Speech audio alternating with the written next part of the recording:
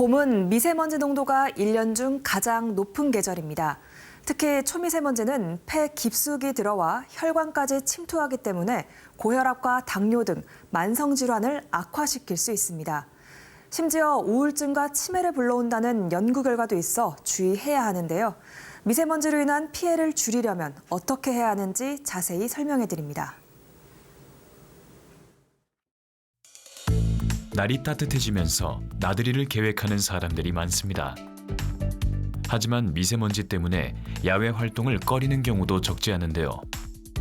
기침도 많이 하고 하니까 그런 것들이 걱정이 되고 미세먼지 안에 나쁜 세균들도 있을 수가 있기 때문에 건강이 걱정이 됩니다. 저는 유독 예민하게 눈이 막 가렵고 따갑고 하더라고요. 그래서 나쁜 날이나 매우 나쁨 이런 경우가 있으면 KF94 마스크를 보통을 쓰고 나가고요. 실제로 3월과 4월은 1년 중 미세먼지 농도가 가장 높은 달입니다. 게다가 국립환경과학원은 올봄 초미세먼지 농도가 지난해와 비슷하거나 더 나쁠 확률이 40%에 달한다고 예측했는데요. 실제로 올해 3월 하순, 전국 곳곳의 미세먼지 농도는 연일 나쁨 수준을 이어갔습니다. 물론 미세먼지에 많이 노출된다고 우리 몸에 특별한 증상이 나타나는 경우는 많지 않은데요. 하지만 당장 증상이 없다고 안심할 순 없습니다. 머리카락 굵기의 30분의 1 수준으로 크기가 작은 초미세먼지는 한번 들이마시면 호흡기뿐 아니라 혈관까지 침투해 염증을 일으키기 때문인데요.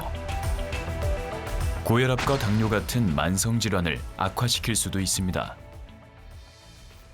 초미세먼지가 건강에 미치는 가장 큰 영향은 호흡기계나 심혈관계 질환을 유발할 수 있다는 점입니다. 특히 폐에서 염증을 일으켜 천식이나 만성 폐쇄성 폐질환, 기관지염 등을 악화시킬 수가 있고 심장과 혈관에 미치는 영향도 상당한데 초미세먼지가 활성산소를 유발하여 혈관을 자극하고 동맥경화나 심혈관 질환의 발병 위험을 높일 수가 있습니다.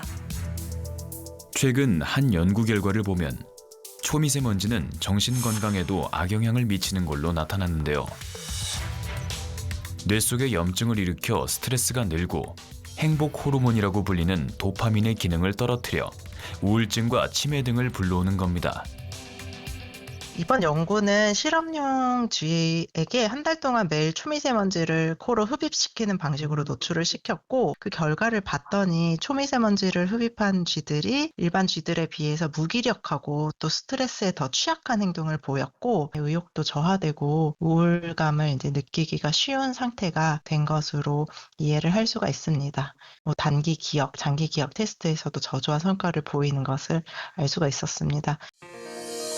특히 면역력과 신체 기능이 약한 고령층의 경우 초미세먼지에 더욱 대비하고 조심할 필요가 있는데요.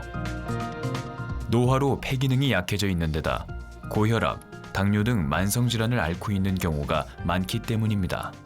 고령자의 경우는 신체 기능이 전반적으로 약해져 있기 때문에 미세먼지로 인한 염증 반응을 처리하는 신체 능력이 젊은이들보다는 좀 떨어지게 됩니다. 또한 만성 질환을 앓고 있는 사람들은 이미 호흡기계나 심혈관계에 부담을 주는 전신 상태를 가지고 있어서 이러한 초미세먼지가 기존에 가지고 있는 질환을 더욱 악화시킬 수가 있습니다.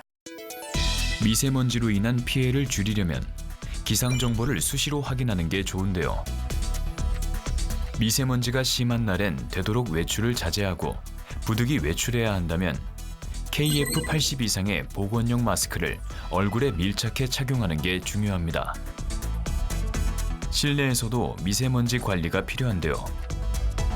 바깥에 미세먼지가 심하다고 오랫동안 환기하지 않으면 청소나 음식 조리 등으로 인해 오히려 실내 미세먼지 농도가 더 높아질 수 있기 때문입니다.